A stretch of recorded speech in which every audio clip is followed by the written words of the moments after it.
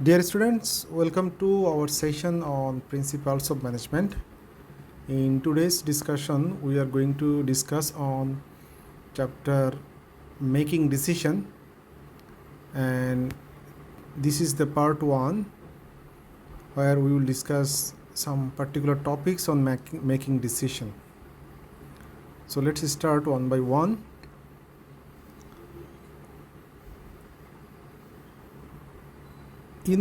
Making decision is the heart of management, and it's what managers do.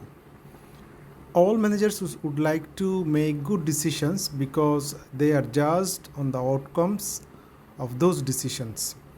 In this chapter, we will examine the concept of decision making and how managers make decisions.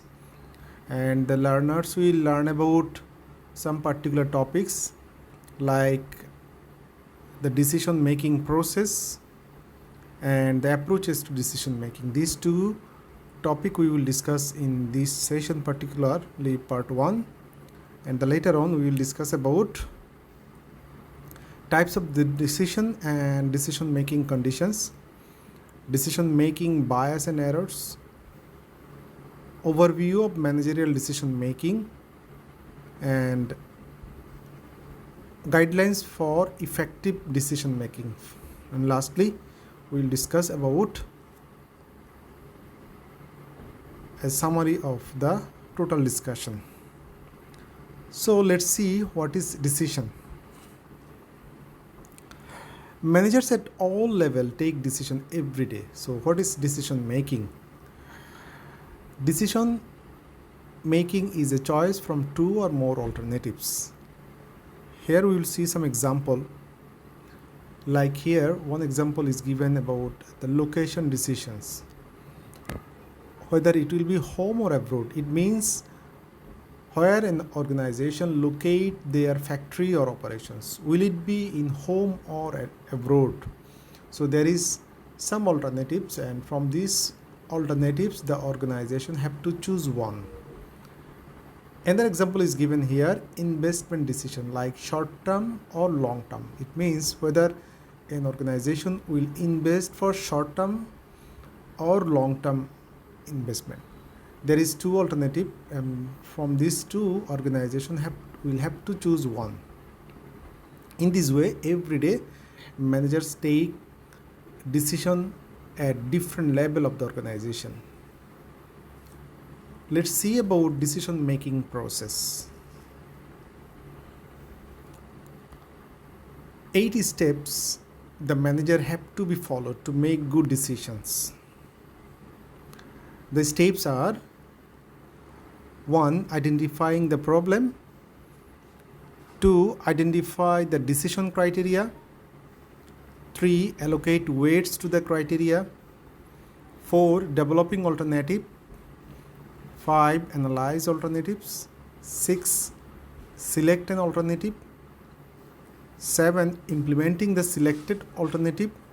And finally, evaluating the decision's effectiveness. So these all are the 8 steps a manager have to follow in the decision making activities. Now we will discuss every step one by one. First of all, step 1, identifying the problem. Here is the first step for managerial decision making. The step is defining the problem. First, see what is problem. Problem is a discrepancy between an existing and desired state of affairs. That means what is expected by any particular person or organizations and what is the actual outcome. Is if there is negative discrepancy between expected outcomes and the actual outcome, then we can say there is a problem for why we are not getting the expected outcome. We will see some example here. Like one, sales is going down. This is a common problem almost many organizations face. So they need a solutions. That means what is their expected sales, but it is not sold according to their expectations. Second one, profit is decreasing.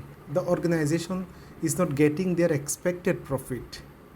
So a way out is necessary to gain this profit. Third, customer preference is changing. New product is necessary for the customer satisfaction. That means what is the expectation of the customer and what is the customer production of the organizations is not similar. There is an expectation gap. So this is the problem. So by this way we have to define the problem. How we could know about the particular problem? We have to consider three characteristics to identify a fact as a problem. So what are those characteristics? One, a fact becomes a problem when manager become aware of it, means that the fact is familiar to the manager. Two, there is a pressure to solve the problem, means if there is no solutions, it will increase the loss or inefficiency. Number three, the manager must have the authority, information and resources needed to solve the problem, means that managers have all concern to solve that fact. So if these three characteristics exist within the organization, we can say there is a problem. Now step 2, identifying the decision criteria. The factors that are important to resolving the problem. This is about the problem. So here we will see about three factors such as cost that will be incurred. That means if there is a problem, definitely the solution will incur or the solution comes out by spending some amount of money. Number 2, risk likely to be encountered. That means if the organizations invest time, energy and money, it doesn't mean that definitely they will get the solutions. It might not get the solution, so there is a risk. And number 3, outcomes that are desired. That means an organization invests some money or effort for the expectation of getting improvement in the output. So this is the 3 criteria of the decision. So step number 3, allocating weights to the criteria. Decision criteria are not of equal importance. It means that a particular decision involves so many criteria and all the criteria are not equally important. So the organizations have to make the rank of these criteria. How they will do it? First of all, they have to assign weight to each item, prioritize them. Then this helps in determining their importance in the decision making process. For example, a person or an organization will buy a laptop computer. So what is the configuration of laptop computer? It needs memory, battery life, weight, warranty, display and other features also. So which one is most important for the buyer?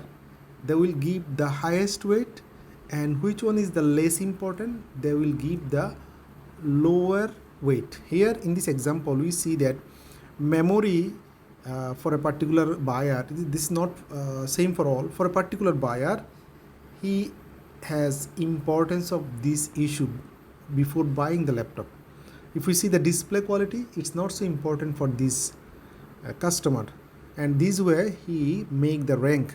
The highest preference is memory, good memory. The next preference is good battery life, and this way he makes the rank. So we can make the rank by imposing some weight on each particular criteria. Now step number 4, developing alternatives. After considering all the factors, the organization should make or should prepare the different alternative way by which they can solve the decision. We know for an organization there are so many ways to solve a particular issue or problem. So how they will do this? First of all,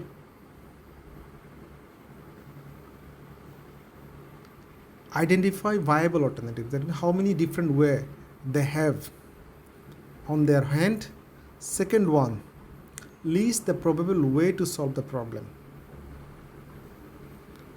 Alternative shall be different and creative enough. It means that if an organization have found different way to solve the problem, it will be different when every single opportunity is different from one another. And in this stage, the manager only just make the list of the probable way by which they can solve the problem.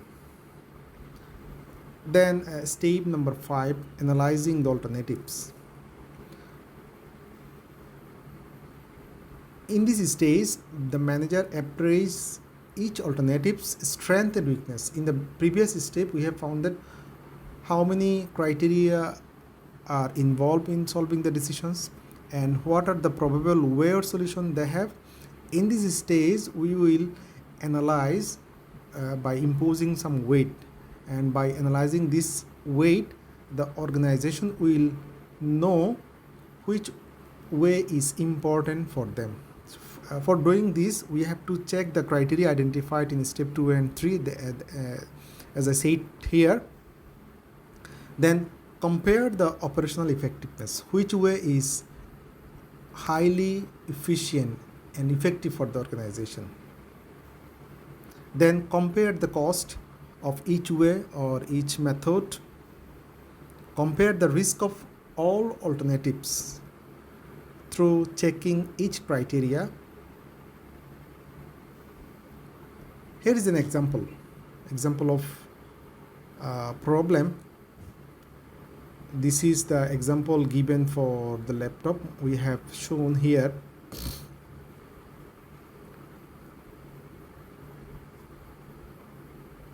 So in this problem, what we have seen that there are 8 different brands of laptop is available to the organization. So from this, the organization have to choose one, and there is 5 criteria for each particular brand of laptop. For example, the Toshiba, for this brand, the good options is memory and carrying weight. This is the high quality of this brand. If we see the other features, battery life is very poor for this model. If we see Dell Inspirations, all the factors are on an average level, not so good, not so poor. If we see the HP Pavilion, for this model, warranty and display quality is very good, but for other cases like battery life is not so good enough like other quality. So by comparing these factors among the available alternative, we can take or choose one that is best for the organization.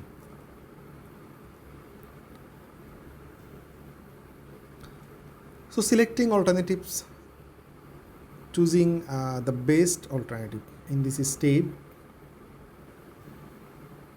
the alternative with the highest total weight is chosen, that I told you before, considering all the criteria that we have selected in the previous step. And now implementing the alternative. Implementing alternative means put the decision into the action. What decision taken in the previous step, in this step we have to execute this decision. For doing this, the organization first of all take the decision what they are going to do, then they have to convey the decision to the participant who will carry out it. That means who will perform the activities based on the decision. They have to be informed. Next, organization have to gain commitment from the participant that they will exert or they will show their maximum effort for getting the solution. Then reassess the environment conducive to change.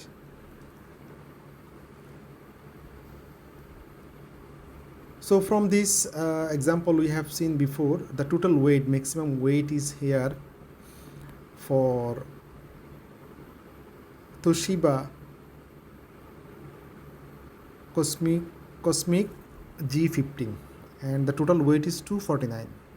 So we will choose this one, and the buyer will choose this one, and he will buy the laptop from Toshiba brand finally. And next one is evaluating the decision's effectiveness.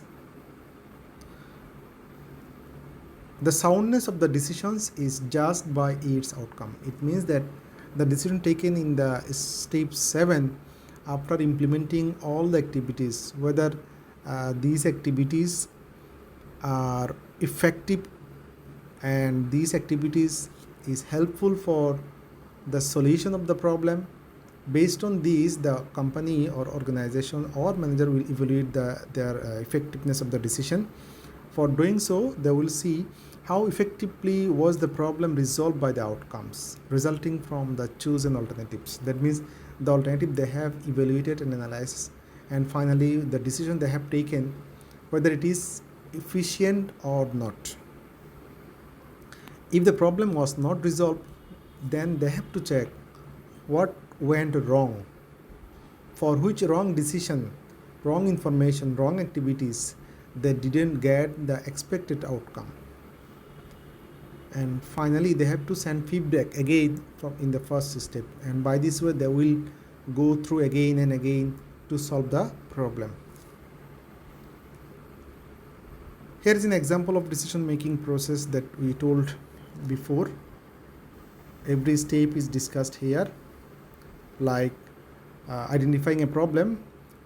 Here the problem is taken like my sales representative need a new computer.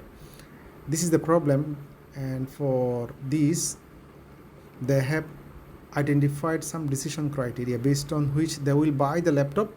The decision criteria was memory and storage, display quality, battery life, warranty, and weight. Later on they have allotted the weight.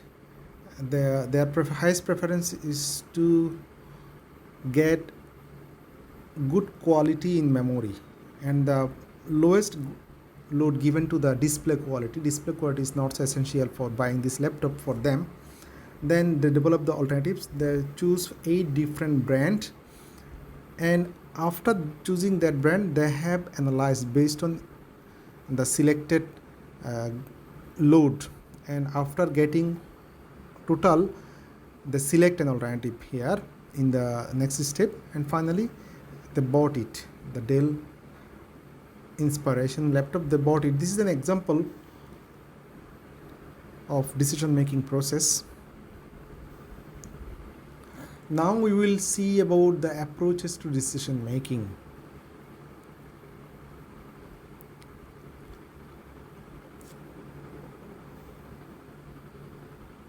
Under this heading, approaches to decision making, we will discuss 4 perspectives. Number 1, rationality. Number 2, bounded rationality. Number 3, intuition. And finally, evidence-based management. So these 4 perspectives we will discuss one by one. Rationality. What is rationality? Rationality describes choices that are logical, consistent, and maximize value for the organizations. That means the rational decision shall be logical, consistent, and maximize the value of the organization. If this is so, we can say this is the rational decision. There are some assumptions behind that. First of all, the decisions are perfectly rational, fully objective, and logical. It means the decision taken by the manager is fully based on some objectives, and this is rational and logical to all. Second one, decisions have carefully defined the problem and identified all variable alternatives. For getting the solutions, First of all, manager will identify what is the specific problem and what are the different alternatives available to them to solve this problem. Number 3, decisions have a clear and specific goal. It means why they are facing this problem, how it is affect the organization, and why this is important to solve the problem. Everything is clear here. Then finally, decisions outcome will maximize operations organization's interest rather than personal interest. That means all the decision taken in this regard will maximize the organizational value. This decision is not taken for maximizing any individual or personal value.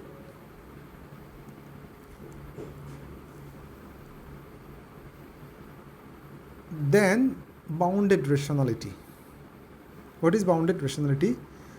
Bounded rationality is the decision making that's rational but limited by an individual's ability to process the information. That means it is not same as we have discussed before rational decision.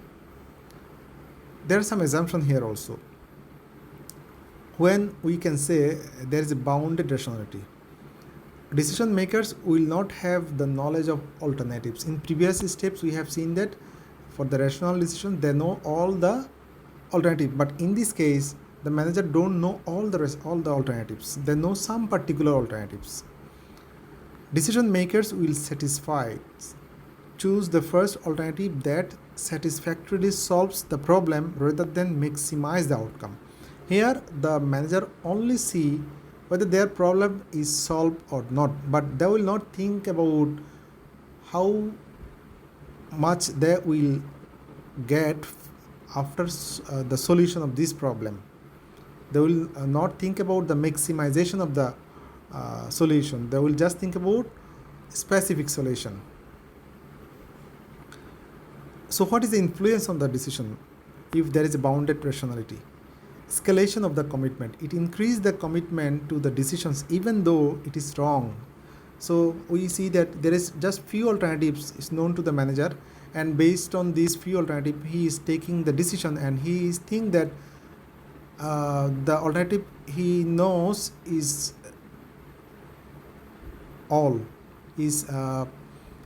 true for all. There is no other alternative, although there is other alternative. So there is a risk of knowing, leaving or skipping some opportunities. This is the problem sometimes.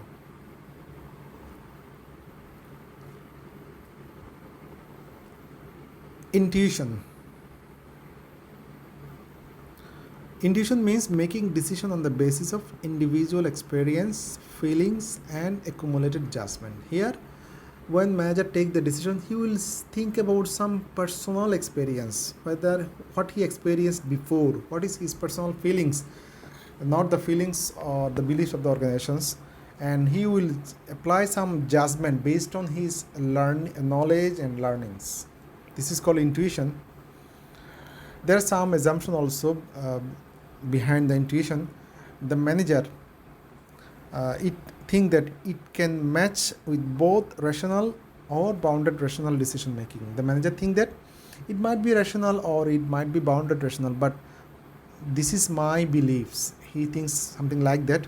Second assumption, manager believe that the strong feelings and emotions help making decisions to achieve high performance.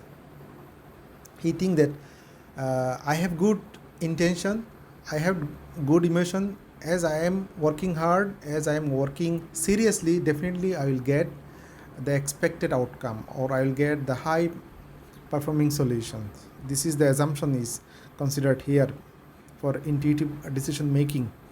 So what is the influence on decision making if the manager apply intuition? Manager who experienced intense feeling and emotions when making decisions actually achieve high performance. This is the influence on decision making, because they work hard after taking the decision based on their personal judgment. They take all the responsibility. Here is the total summary of intuition. Here we have seen 5 different part, like experience based decision, effect, initiated decision, cognitive based decision, subconscious mental processing, and values or ethics based decision. So these 5 factors combinedly create the intuitive decision making.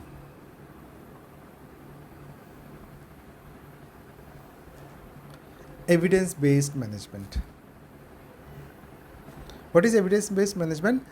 The systematic use of best available evidence to improve the managerial practices. The manager take decision based on the evidence he experienced or he have at his hand. There are some elements behind this evidence based management. One is the decision maker's own expertise and judgment. The manager apply his personal expertise and judgment before taking these types of decision. Second, external evidence that's been evaluated by the decision maker. Sometimes they also think about what is the evidence available to the other organizations or outside the organizations regarding similar issue. Expert opinion. Sometimes they take expert opinion, preference or values before taking this evidence-based decision. And the consideration of relevant organizational circumstances and organizational members.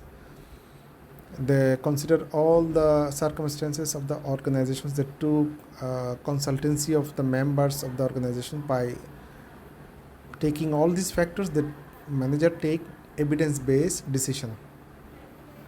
What is the influence on the decision? Different evidence produce different decision. It means that for the same problem, different organizations may take different decision if they have different evidence.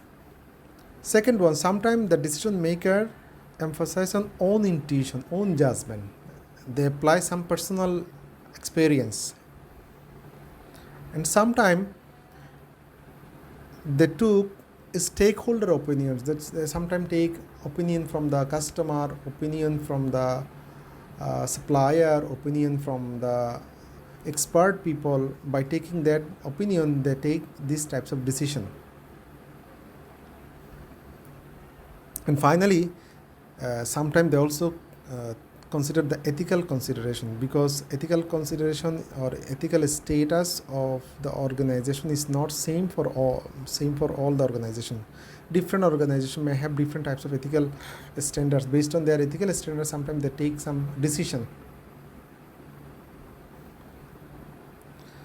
So this is the summary that we have discussed till now. We have discussed about the decision making process, and we have discussed about the approaches to the decision making. So these two we have completed here.